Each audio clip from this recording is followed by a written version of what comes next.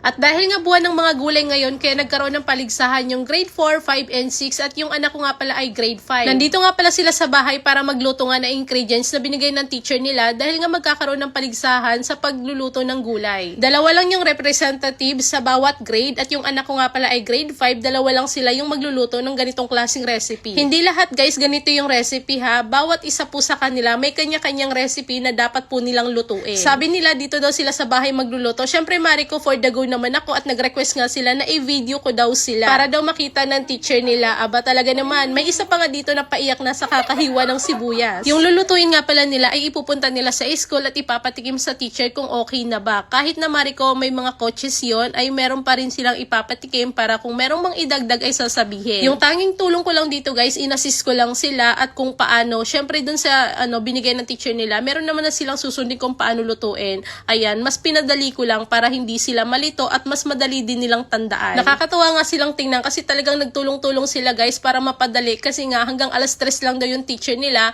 and lagpas alas 2 na nga sa oras na to. Yung isa ay nakatoka doon sa paghuhugas, yung isa sa pagluluto at yung isa ay tagaligpit ng kalat. Tatlo nga pala silang nandito guys, si Kit, si Ayan at saka si Kia. Pero sa competition, si Ayan at saka si Kia lang yung kasama. Nandito lang si Kit guys kasi gusto niya lang tumulong. So ito na nga pala yung naluto nila guys at ito yung ipapatikim nila sa teacher nila. Ito nga pala si Kia ay gumawa na rin ng sausawan siya kasi yung nakatoka doon. Sa pagluluto naman nakatoka si Ayan. Yung ganitong klaseng recipe, yung mga bata na ayaw kumain ng gulay, talagang mapapakain mo sila kasi nga Mari, masarap talaga siya kapag hinaluan mo siya ng iba. Basta meron pa rin siyang gulay na kasama. Healthy pa din yun. After nga pala nila mapatikim, approve naman sa kanilang mga teachers, so meron lang silang idadagdag. And after nyan mga mi, nagutom sila kaya kumain at nag-ayos na rin sila ng buhok ni Kia. Nakita ko nga sila mga mi na inaayusan si Kia, sabi ko sa kanila, o sige video ko na rin kayo kasi hindi ko pa rin naman yan napupromote. So yan nga pala Mari ko ay hair curler na sobrang dali na lang talagang magpakulot ngayon. So ayun na nga, bago mag-end yung ating mini vlog, gusto ko lang po batiin si Ayon at si Kia ng congratulations sa inyo dahil nanalo sila Mariko at sila yung ilalaban doon sa ibang school.